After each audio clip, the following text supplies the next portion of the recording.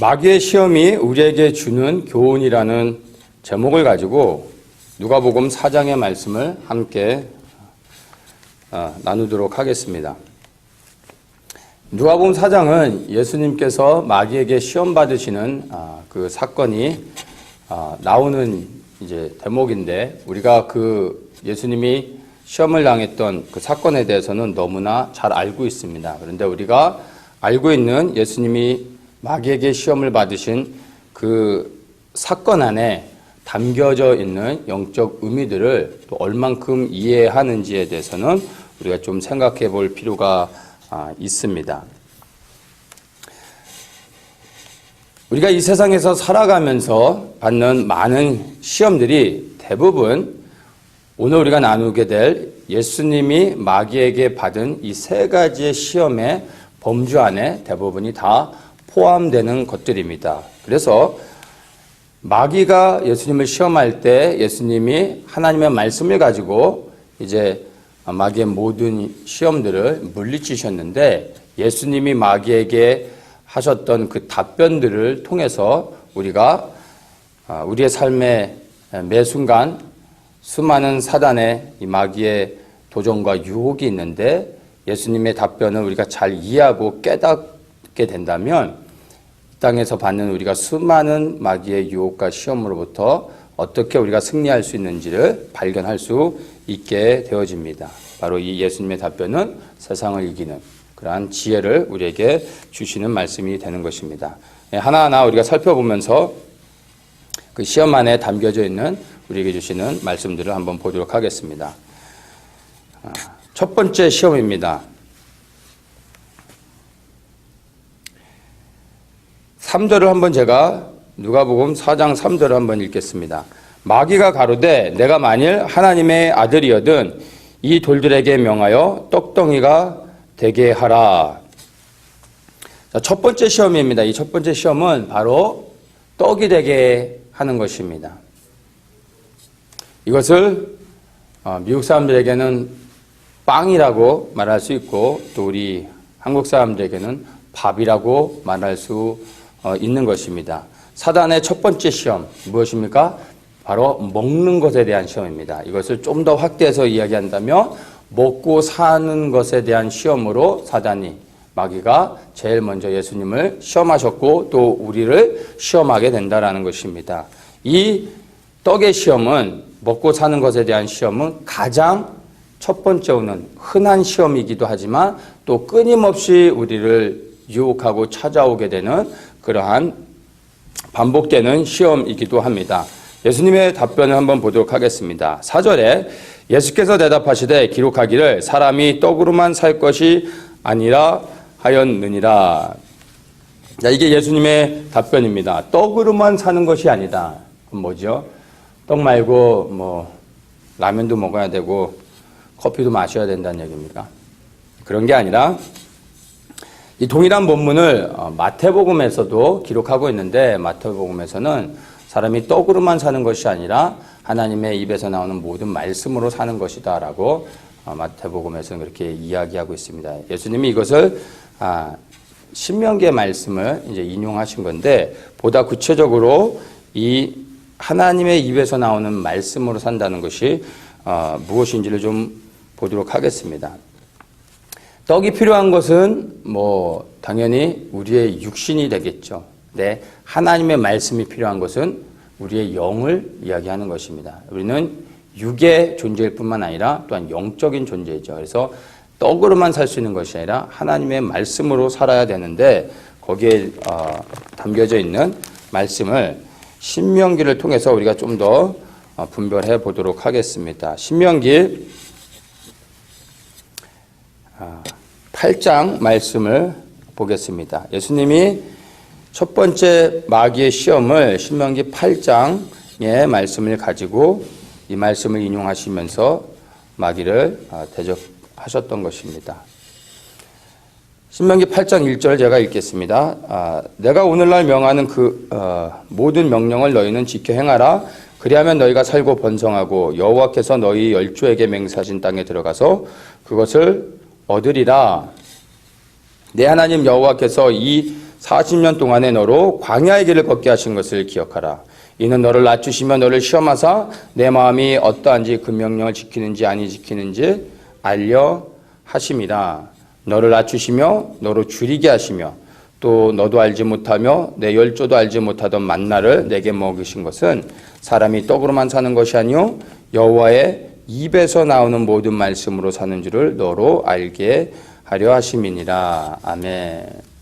자, 이 신명기 말씀은 이제 가나안을 바로 눈앞에 두고 있는 그러한 이스라엘 백성을 향해서 모세가 고별 설교를 그들에게 당부하고 있는 말씀 가운데 하나인 것입니다. 너희가 가나안 땅에 들어가게 되면 이제 여호와의 모든 말씀을 지켜 행해야 된다. 지난 40년의 광야의 생활에 이 모든 그 과정을 하나님이 너에게 허락하신 이유는 바로 너희로 하여금 겸손케 하시고 또한 너희가 정말 하나님 한 분만을 섬기는지를 보기 위해서 하나님이 이 광야의 길을 40년을 허락하셨던 것이다. 이렇게 말하는 것입니다. 그래서 오직 너희는 하나님만 섬겨야 된다 말하고 있으면서 3절에서 너에게 만나를 먹이신 것은 떡으로만 사는 것이 아니라 하나님의 입에서 나오는 모든 말씀으로 사는 것을 너희로 알게 하려 합니다. 이렇게 말하고 있습니다. 바로 이 3절의 말씀을 예수님께서 인용해서 사단이 마귀의 그 첫 번째 시험을 물리치신 것입니다. 자, 이 말씀을 우리가 조금 더 깊이 이해할 필요가 있습니다. 하나님께서 이스라엘 백성들에게 가나안에 대한 약속을 주셨습니다. 그리고 그 가나안 땅에 들어갈 수 있도록 40년 광야 생활 가운데 그들을 보호하고 지키셨습니다. 그들에게 만나라는 떡을 주셨습니다. 그래서 매일 끊임없이 40년 동안 하나님이 만나를 공급해 주셔서 그들이 먹었습니다. 그들이 수고하고 땀 흘려서 수확해서 먹은 것이 아니라 그냥 매일 아침마다 하나님께서 만나를 제공해 주셨습니다. 그리고 또 하나님이 그들의 장막이 되어 주셔서 그들을 보호하고 지켜 주셨던 것입니다. 그런데 이 만나를 먹었던 모든 사람들이 다 죽고 가나안에 들어가지 못하게 된 것을 우리는 성경을 통해서 알 수 있습니다. 하나님의 약속을 받은 사람들, 바로 출애굽 세대, 1세대들이 되는 거죠. 그 하나님의 약속을 받았고 그리고 그 약속을 지키기 위해 하나님께서 또한 그들에게 만나를 먹여주셨음에도 불구하고 그들은 만나를 40년 동안 먹었는데도 하나님의 약속의 땅을 눈앞에 두고 들어가지 못하게 된 것입니다. 만나를 먹었는데도 죽게 되었다라는 것입니다. 그리고 그 하나님의 약속의 땅 가나안을 누가 들어가게 됩니까? 바로 여호수아와 갈렙만 들어가게 되는 것이죠. 12명의 정탐꾼을 가나안에 보내셨습니다. 그런데 돌아와서 그 이스라엘 백성들에게 얘기했던 것이 뭐죠? 여호수아와 갈렙을 제외한 모든 다른 사람들이 뭐라고 합니까? 그들은 거기에는 아낙 자손이 살고 있고 우리는 그들 앞에 메뚜기와 같아서 우리는 그들을 절대 이길 수 없다. 우리는 다 죽게 생겼다. 우리는 가나안에 들어갈 수 없다. 우리는 다시 돌아가야 된다. 애굽으로 돌아가야 된다. 라고 하면서 하나님을 원망했던 것입니다. 그리고 여호수아 갈렙만 오직 그들을 두려워하지 말라. 그들은 우리의 밥이다. 여호와 하나님 우리와 함께 하실 것이다.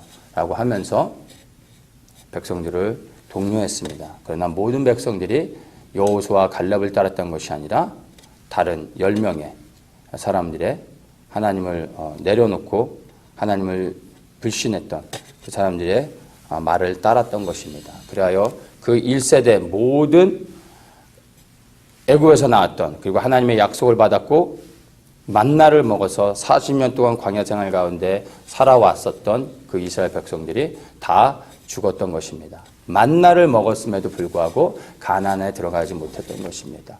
만나를 먹은 이유는 광야에서 오랫동안 장수하면서 살기 위한 것이 아니라 사실 하나님이 만나를 제공해 주신 이유는 광야를 지나 가나안에 들어가게 하기 위한 것이었습니다. 그런데 그들은 만나를 먹었음에도 불구하고 가나안을 눈앞에 두고 들어가지 못하는 불행을 겪게 됐던 것입니다. 바로 하나님의 말씀을 먹지 못했기 때문인 것을 보여주고 있는 것입니다. 예수님께서 제자들에게도 말씀하십니다. 나는 너희에게 없는 먹을 양식이 있다. 그때 제자들이 무슨 예수님이 주먹밥이라도 숨기고 계신가 그러는데 예수님이 말씀하시죠. 나의 양식은 나를 보내신 이의 뜻을 행하며 그의 일을 온전히 이루는 것이니라. 이렇게 말씀하십니다. 하나님의 말씀, 하나님의 입에서 나오는 모든 말씀, 바로 그 말씀은 우리의 양식이 되어야 되는데 그것이 어떻게 우리에게 양식이 되냐면 우리가 하나님이 우리에게 주신 모든 말씀들을 지켜 행할 때 그 말씀 우리에게 양식이 되어져서 우리의 영을 강건케 하고 끝내는 우리가 하나님의 약속의 땅 가나안, 바로 천국에 들어가게 된다라는 것을 우리에게 보여주고 있는 것입니다. 바로 만나를 먹어서 우리가 살 수 있는 것이 아니라 하나님의 말씀, 그 말씀에 순종하여 살아갈 때 비로소 우리가 가나안 땅, 천국, 하나님의 약속하신 그 땅에 들어갈 수 있다라는 것입니다. 만나만 먹어서는 여러분 광야에서만 살아갈 수 있는 것이지 결코 가나안 땅에 들어갈 수 없습니다. 가나안에 들어가기 위해서는 하나님의 말씀을 먹어야 된다는 것입니다. 떡을 구하는 삶에서 이제 하나님을 구하는 삶으로 바뀌어져야 됩니다. 하나님을 구한다는 것은 바로 하나님의 뜻을 분별하여 아는 것이고 그 깨달은 하나님의 말씀을 지켜 행하는 것이 바로 말씀을 따라가는 삶, 말씀을 구하는 삶이 되는 것입니다. 떡이 아닌 말씀은 구하는 삶을 통하여서 우리에게 하나님이 약속하신 가나안 땅 천국을 소유하고 그 땅에 들어가는 그러한 축복을 받는 여러분들 되시기를 다시 한번 축복합니다. 두 번째 시험입니다.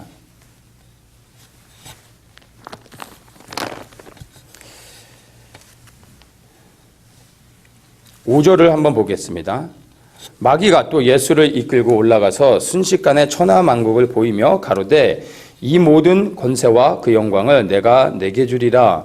이것은 내게 넘겨준 것이므로 나의 원하는 자에게 주노라. 그러므로 내가 만일 내게 절하면 다 내 것이 되리라. 자, 이 두 번째 시험은 무엇입니까? 바로 누구를 섬길 것인가에 대한 시험이 되는 것입니다. 여기에서는 내게 절하라 라고 말하고 있는데 마태복음에서는 내게 경배하라 라고 마귀가 예수님을 시험하고 있습니다. 자, 여기서 우리가 주목해야 될 게 마귀가 이 세상 모든 권세와 영광은 내게 넘겨준 것이다. 그래서 내가 원하는 자에게 줄 수 있다라고 말을 하고 있습니다. 그때 예수님이 너 지금 거짓말하고 있다라고 말씀하지 않으셨어요. 그것을 다 인정하셨습니다. 아담이 하나님에게 받은 그 엄청난 축복과 권세와 능력들을 하나님의 말씀을 에서 불순종하여 이 죄를 짓고 에덴 동산에서 쫓겨날 때 하나님께 받았던 그 엄청난 축복과 권세들을 잃어버리게 됐습니다. 그때 마귀가 그 권세와 능력들을 취하게 됐고 오늘날까지도 사단이 그것을 사용하고 있습니다. 그래서 정말로 이 땅에서 누리는 부귀와 권세들을 사단이 원하는 자에게 줄 수 있다라는 것입니다. 그러나 우리가 분명히 알아야 될 것은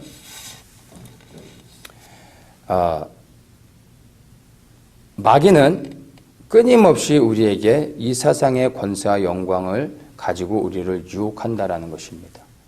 우리에게 필요 없는 것으로 우리를 유혹하는 것이 아니라 유혹될 만한 것으로 우리를 넘어뜨리려고 한다는 것이죠. 이 세상의 부귀와 권세를 원치 않는 사람은 없습니다.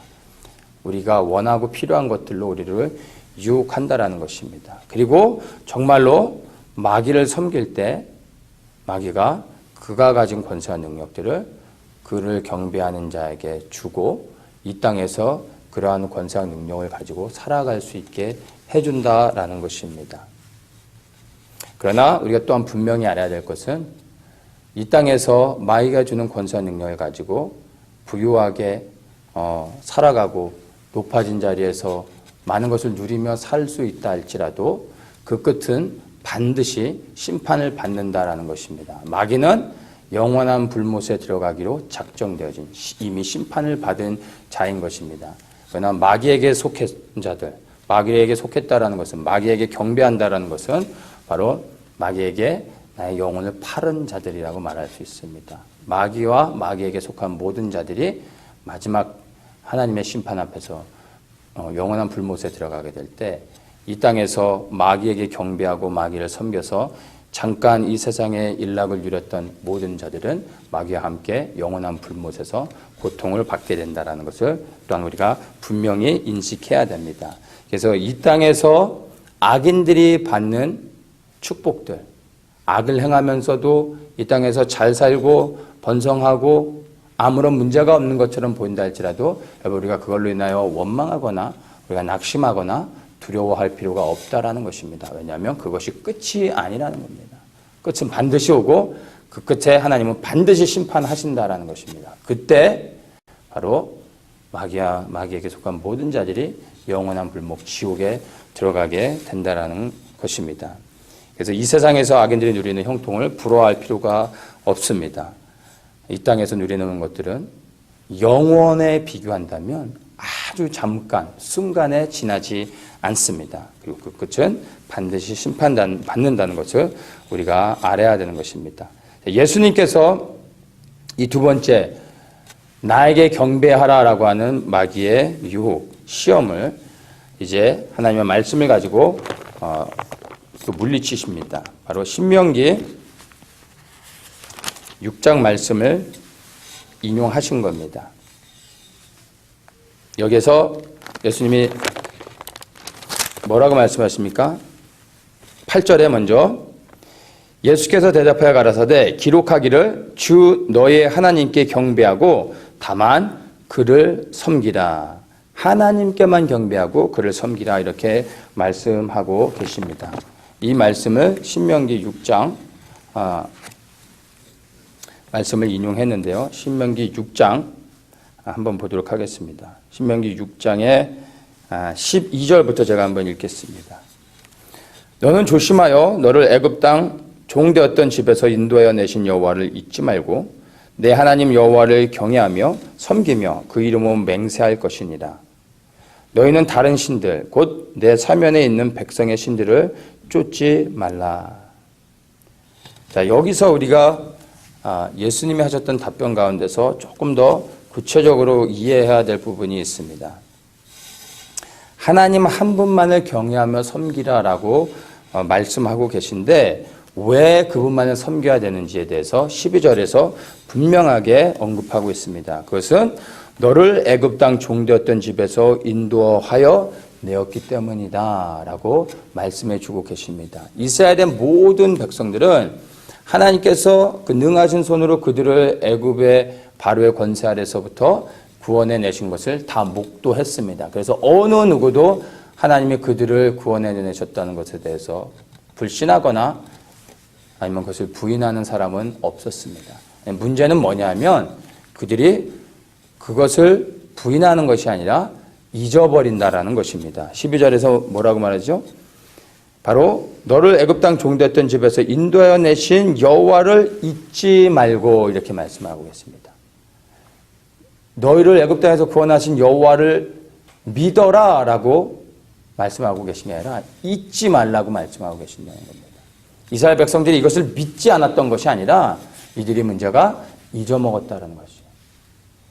그들을 애굽 땅에서 구원해내신 여호와를 자꾸 잊어먹고 그들이 뭐예요? 삶 속에서 이제 지금 당장 나를 유익하게 하는 나의 필요를 채워주는 그 무엇인가를 찾아가고 그러한 것이 있으면 그것을 경배하고 그것에 절할 수 있다라는 것입니다. 그래서 하나님께서 그들에게 당부하는 것은 내가 너희를 구원해냈다는 것을 잊지 말라. 계속 기억하고 너를 구원한 나 여호와 하나님만을 너희들이 섬겨야 된다라고 말씀하고 계신다는 것입니다. 이것이 바로 우리에게도 동일한 상황이 되는 것입니다. 우리를 구원해 주신 주님을 섬겨야 된다는 것을 우리는 부인하지 않습니다. 예수님이 우리를 마귀의 권세로부터 구원해 주셨다는 것을 우리 모든 그리스도인들은 믿습니다. 그러기에 주님을 섬기는 것입니다. 문제는 그것을 자꾸 이스라엘 백성들처럼 우리를 구원하신 주님을 잃어버린다는 것입니다. 잊어버리고 우리를 구원하신 주님이 아닌 이제 지금 당장 내 삶에서 나의 필요를 채워주고 지금 당장 나의 삶에서 나를 구원해 줄 수 있는 또 다른 무엇인가를 찾아 나간다는 것입니다. 그리고 그것이 당장 나에게 유익이 된다면 주님이 아니어도 그 앞에 경배하고 절할 수 있다라는 것입니다. 우리가 주님을 섬기는 이유가 무엇입니까? 우리가 이 땅에서 부귀를 누리고 무병장수하는 것을 위해서 주님을 이 땅에서 섬기고 있는 것이 아니라 이미 마귀의 권세로부터 우리를 구원해 주셔서 우리에게 생명을 주셨기 때문에 우리가 바로 주님을 섬기고 있다라는 것입니다. 우리가 주님을 섬기는 이유는 무엇을 얻기 위해서가 아니라 앞으로의 그 무엇을 얻기 위해서가 아니라 이미 받은 하나님의 축복, 영생, 그 생명 때문에 주님을 섬기고 있는 것입니다.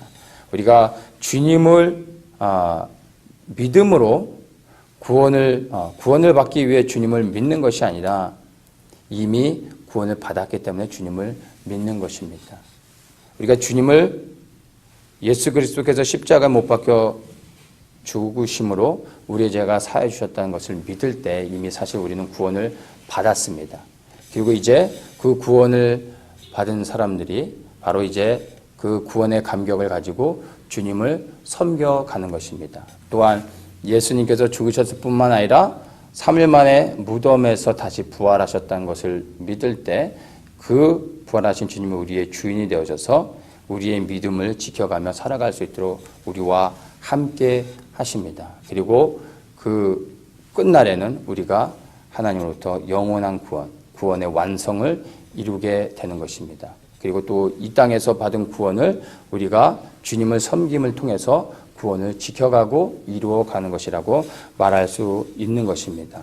그래서 이미 우리는 구원을 받았기 때문에 구원받은 자들로서 이제 우리를 구원하신 그리스도를 주인으로 삼고 그분을 섬겨 나가는 것입니다. 그래서 이 땅에서 우리가 주님을 섬겨야 된 단 하나의 이유는 그분이 우리의 구원자이고 그분이 우리의 주인이 되셨기 때문에 이제 우리의 삶의 상황과 형편과 상관없이 우리는 주님만을 섬겨야 된다라는 것입니다. 그것이 바로 예수님이 두 번째 마귀의 시험을 이 신명기 말씀을 통해서 물리치신 그 배경이 되는 것입니다.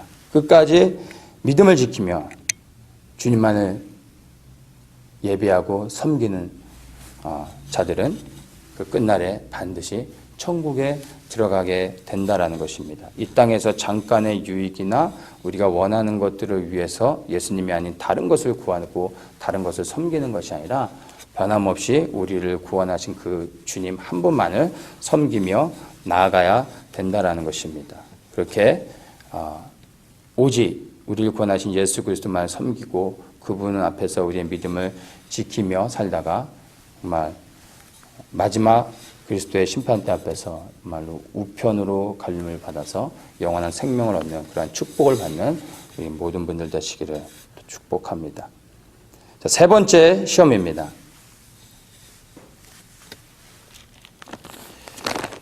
세 번째 시험을 한번 보도록 하겠습니다. 9절입니다. 제가 한번 읽겠습니다. 또 이끌고 예루살렘으로 가서 성전 꼭대기에 세우고 가로되 내가 만일 하나님의 아들이여든 여기서 뛰어내리라 기록하였으되 하나님이 너를 위하여 그 사자들을 명하사 너를 지키게 하시리라 하였고 또한 저희가 손으로 너를 받들어 내 발이 돌에 부딪히지 않게 하시리라 하였느니라. 이 세 번째 시험은 너가 하나님의 아들이라면 성전 꼭대기에서 뛰어내려 천사들이 너를 땅에 떨어져 죽지 않도록 붙잡게 해라 라는 것입니다. 이 시험은 바로 하나님이 너와 함께 하시는 것을 증명해라 라는 증명하는 것에 대한 시험이라고 우리가 이해할 수 있습니다. 마귀는 우리를 너가 하나님의 자녀인지 그리고 하나님의 자녀라면 하나님이 너와 함께 하시는 것을 증명하라고 우리를 날마다 유혹합니다. 어떻게 증명하라는 것이죠? 바로 이 땅에서 잘 되는 것, 이 땅에서 보호를 받고 번성하고 부유해지는 것을 통해서 하나님이 너와 함께 하시는 것을 증명하라고 사단은 우리를 유혹한다라는 것입니다. 여기에 굉장히 깊은 영적인 의미가 있습니다. 근데 많은 우리 그리스도인들이 이 세 번째 시험을 이해하지 못하고 이 마귀의 유혹 가운데 넘어지는 것을 우리가 보게 됩니다. 자, 이것을 우리가 좀 이해해야 되는데, 예수님께서 이제 마귀가 증명하라고 하는 이 시험을 예수님이 어떻게 말씀으로 대적하냐면은 바로 시험하지 말라라는 말씀으로 사단을, 마귀의 그 시험을 물리치십니다. 예수님께서 이제 뭐라고 대답하시냐면 12절에 예수께서 대답하여 가라사대 말씀하시기를 주 너의 하나님을 시험치 말라 하였느니라, 이렇게 말씀하십니다. 그랬더니 마귀가 모든 시험을 당한 후에 얼마 동안 떠나니라, 이렇게 이제 고백하고, 자, 이제 시험하는 것이 끝나게 됩니다. 사단이 너가 하나님의 자녀라면 증명해봐라 라고 했더니 예수님이 주 너의 하나님을 시험치 말라, 시험하면 안 된다 그랬더니 사단이 뭐 이렇게 쭈삣쭈삣거리다가 이제 알았어 하고 이제 가는 거예요. 이 말씀은 조금 우리가 그냥 이 본문만 가지고서는 정확하게 이해가 되지 않습니다. 증명하라고 했는데 시험하면 안 된다라고 하는 거예요. 그랬더니 하나님의 말씀을 인용은 하셨는데 이것이 우리가 딱 들을 때 시원스럽게 이 하나님의 말씀으로 사단을 한 방 딱 때리는, 뭔가 우리가 딱 깨달아 알 수 있는 그런 것들이 캐치가 되지 않습니다. 그래서 우리가 예수님이 사용하신 주 너의 하나님을 시험하지 말라고 할 때 이 시험에 담겨져 있는 의미를 정확히 이해해야지만 이 세 번째 시험을 예수님이 어떻게 이기신 것인지를 우리가 알 수 있습니다. 여기서 이 시험이라는 단어 안에 담겨져 있는 단어적 의미가 아니라 이 시험이라는 단어가 쓰여진 전체적인 스토리를 이해하는 것이 중요합니다. 신명기 6장 16절의 말씀을 이제 인용하신 건데, 이것이 동일한 시험이라는 단어가 사용되어졌습니다. 신명기 6장 16절에 뭐라 써 있냐면 너희가 마사에서 시험한 것 같이 너희의 하나님 여호와를 시험하지 말고, 여기서 하나님을 시험하지 말라고 말하고 있습니다. 이 시험이 바로 예수님이 주 너희 하나님을 시험하지 말라라고 했던 것과 동일한 맥락의 그런 표현이 되는 것입니다. 그다음에 마사에서 생겨났던 사건이 무엇인지를 우리가 한번 보도록 하겠습니다. 여기서 하나님이 여호와를 시험하지 말라고 했는데 마사에서 무슨 일이 있었는지를 우리가 한번 보도록 하겠습니다. 출애굽기 17장 말씀입니다. 출애굽기 17장 1절을 제가 한번 읽겠습니다. 이스라엘 자손의 온 회중이 여호와의 명령대로 신 광야에서 떠나 그 노정대로 행하여 르비딤의 장막을 쳤으나 백성이 마실 물이 없는지라. 백성이 모세와 다투어 가로되 우리에게 물을 주어 마시게 하라. 모세가 그들에게 이르되 너희가 어찌하여 나와 다투느냐? 너희가 어찌하여 여호와를 시험하느냐? 자, 이 장면은 이제 애굽에서 나오고 나서 한 2달 정도 지나서 이들이 이제 시내산으로 가고 있는 여정 가운데서 물을 구하지 못해서 그들이 갈증을 느끼며 이제 물이 없는 것으로 인해 고통당하고 있는 상황 가운데서 이제 물을 달라고 모세에게 원망하며 말하고 있는 그러한 내용인 것입니다.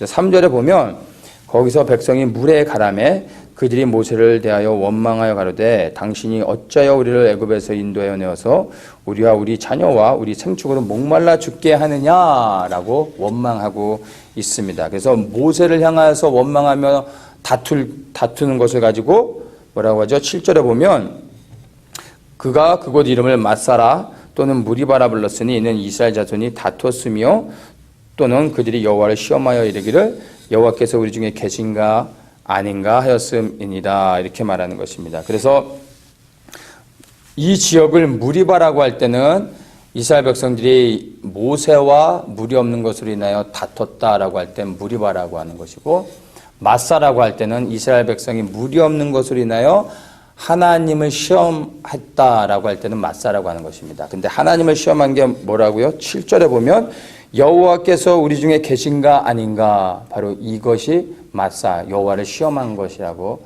이 출애굽께서 말하고 있습니다. 그러니까 지금 우리가 하나님이 우리를 광야에서 애굽에서 구원내셨고 하나님이 우리를 반드시 가나안 땅에 들어가게 하실 것이라고 약속해 주셨는데 우리는 지금은 물이 없습니다.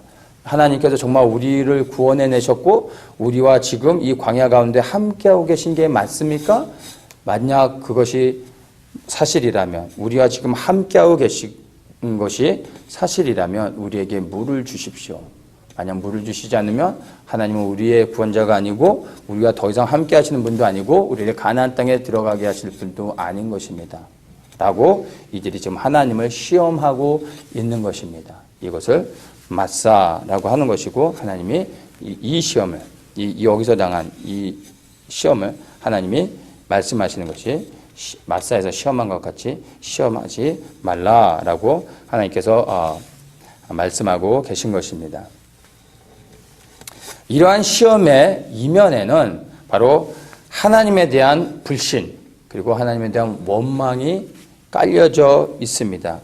그래서 하나님께서 이들의 시험을 허락지 않으시고 하나님을 시험하지 말라고 말씀하셨던 것입니다.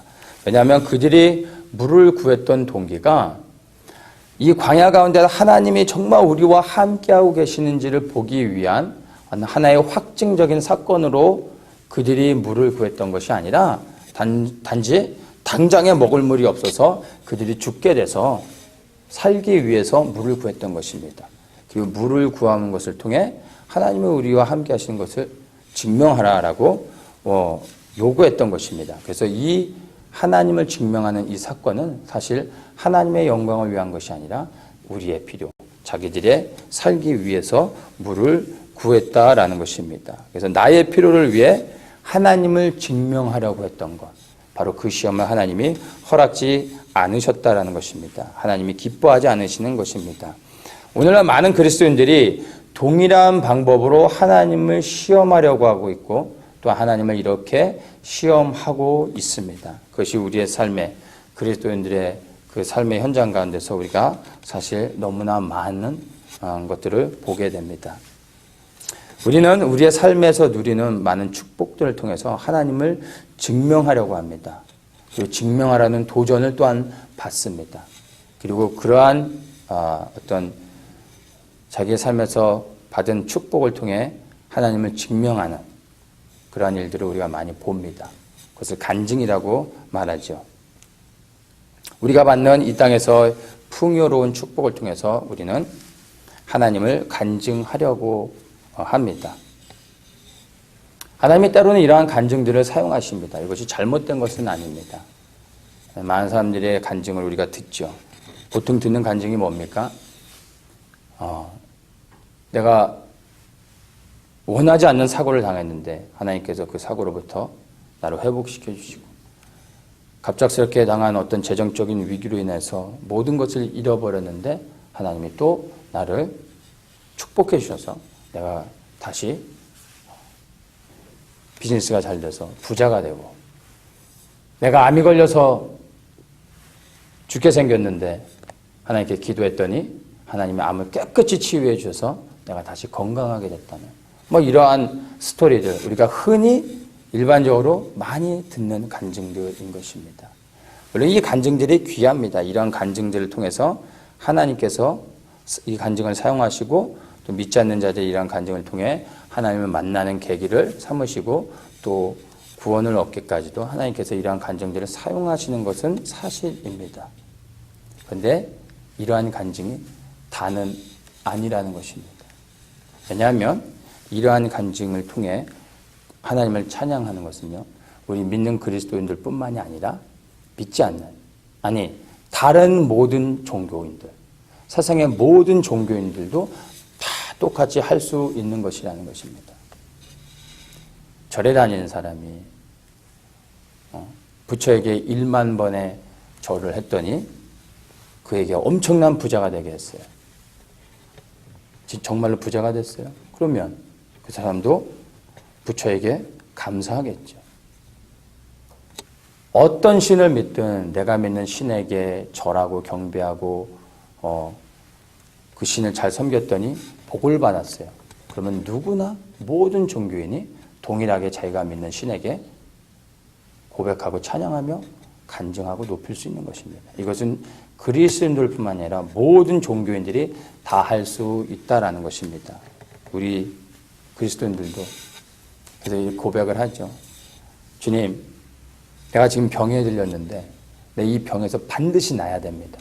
왜냐하면 나를 지켜보는 수많은 믿지 않는 사람들이 있기 때문입니다. 내가 이 병에서 치유가 될 때 내가 하나님을 간증할 것이고 그 간증을 통해 믿지 않는 자들이 하나님의 살아계심을 보고 그들이 하나님 앞에 돌아오게 될 것입니다. 하나님, 내가 이 땅에서 잘 되어야만 됩니다. 부유해야 되는 이유가 있습니다. 왜냐하면 내가 이 땅에서 부유하게 될 때 봐라, 내가 예수를 믿었더니 이렇게 성공하고 잘 살지 않느냐라고 사람들에게 자랑하고 하나님을 간증할 것입니다. 그래서 하나님의 영광을 돌릴 것입니다. 그래서 나는 건강해야 되고 잘 살아야 되고 높아져야 되고 나는 부유해져야 됩니다. 라고 당당하게 하나님께 요구하고 그것을 구할 수 있다라는 것입니다. 그런데 이것이 마귀의 유혹이 될 수 있는 것임을 우리는 알아야 됩니다. 물론 말씀드린 것처럼 하나님께서 이러한 간증들을 사용하십니다. 또 그러한 간증들이 거짓이 아니라 귀한 간증이죠. 그러나 그것이 다가 돼서는, 전부가 돼서는 안 된다라는 것입니다. 왜냐하면 만약에 우리가 하나님 앞에 그렇게 요구하고 기도하고 간절히 구했는데도 불구하고 철야하고 금식하며 하나님께 매일 새벽 기도에 나가서 부르짖었음에도 불구하고 우리가 구하는 것, 우리에게 정말로 필요한 것을 얻지 못했을 때 어떻게 하시겠습니까? 우리의 삶의 현장 가운데서 하나님을 증명할 수 없는 상황이 되어질 때 어떻게 하시겠습니까? 위기와 고난의 현장에서 문제가 해결되지 않는다면 어떻게 하실 겁니까? 믿음을 버리고 주님을 떠나 나의 기도를 들어줄 수 있는 또 다른 신을 찾으실 겁니까? 수없이 기도했음에도 불구하고 응답되지 않을 때 이젠 됐어. 여기까지야. 더 이상 내 기도에 응답하지 않는 주님은 난 믿지 않을 거야. 라고 하며 떠나실 겁니까? 우리가 주님을 섬겨야 되는 단 하나의 이유는요. 우리가 기도할 때 우리의 기도를 들어주시고 그분이 우리와 함께 하시는 것을 증명될 수 있기 때문이 아닙니다. 우리가 주님을 섬긴 단 하나의 이유는 무엇이죠? 우리의 필요를 채워주시기 때문이 아니라 우리가 부르실 때 우리를 찾아와 주시기 때문이 아니라 이미 우리를 마귀의 권세로부터 사망을 당한 상황에서 우리를 구원해 주셔서 우리에게 이미 영생, 하나님의 생명을 우리 가운데 허락해 주셨기 때문에 우리가 주님을 섬기고 있다라는 것입니다. 사단은 우리에게 증명하라고 우리를 유혹하고 있지만 사실 예수님은 우리에게 그 어떤 것도 증명하라고 우리에게 요구하신 적이 없습니다. 대신 우리에게 증인된 삶을 살라고 우리에게 명령하고 계신 것입니다. 증인된 삶, 무엇입니까? 증인된 삶은요, 예수께서 십자가에서 우리의 죄를 위해 죽으셨고 그때 우리의 죄가 사함을 받았으며 3일 만에 무덤에서 부활하심으로 그분이 우리의 주인이 되셨고 이제 승천하신 예수 그리스도께서 반드시 이 땅 가운데 다시 내려와 오셔서 이 땅 가운데 하나님의 나라를 이루고 열방을 통치하게 되신다라는 것을 믿고 그것에 대한 죽음과 부활과 또 다시 오실 그리스도를 전하는 증인된 삶을 살라고 우리에게 명령하고 요구하고 계시다라는 것입니다. 이 증인된 삶을 사는 것은요, 증명하는 것과 다릅니다. 이 증인된 삶을 사는 것은 내가 병상 가운데 있어도, 내가 문제 가운데 있어도, 낙심된 가운데 있어도, 내가 실패한 자리 가운데 있어도, 내가 죽어가고 있는 상황 가운데 있어도 증인된 삶을 살 수 있는 것입니다. 바로 주님이 우리에게 요구하시는 것은 증명하는 것이 아니라 내가 얼마나 큰 능력을 가지고 있는지, 내가 얼마나 위대한지를 증명하라고 말씀하지 않으셨고 다만 증인된 삶을 살라고 우리에게 요구하고 계시다라는 것입니다. 이것이 바로 세 번째 마귀의 시험, 증명하라고 하는 마귀의 세 번째 시험을 예수님이 주 너의 하나님을 시험하지 말라라고 하시면서 그 시험을 이기신 것입니다. 말씀을 정리합니다.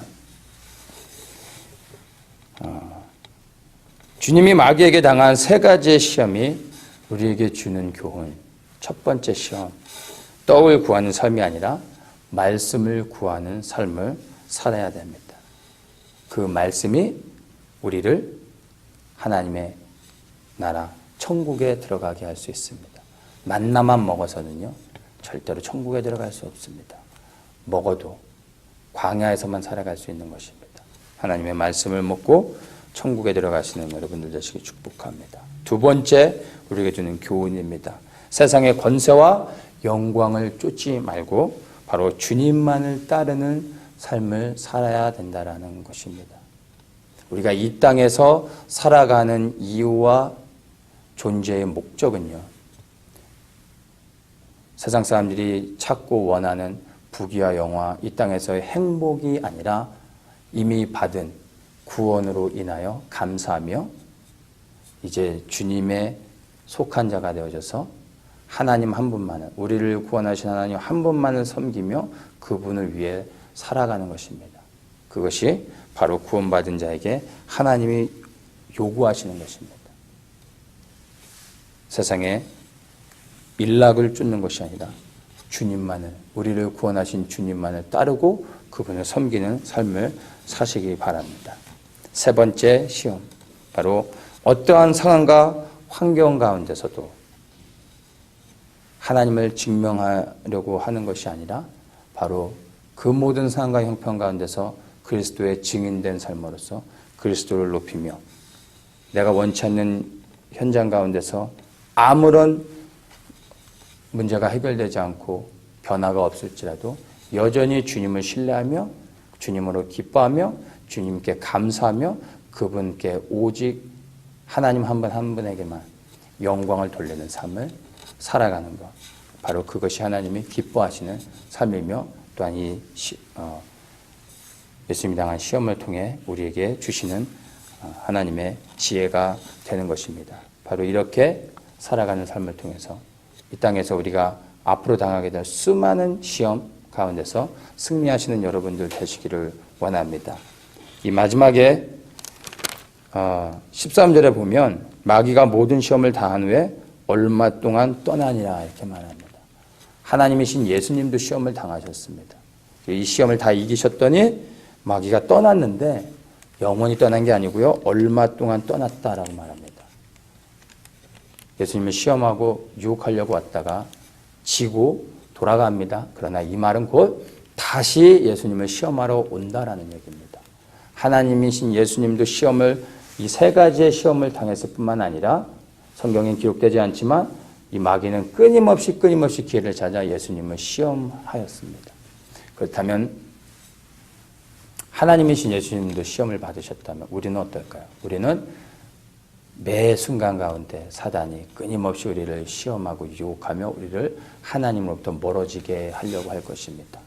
이러한 사단의 끊임없는 시험과 유혹으로부터 오직 말씀을 통하여 승리하고 이기는 그러한 삶을 사시는 여러분들 되시기를 축복합니다.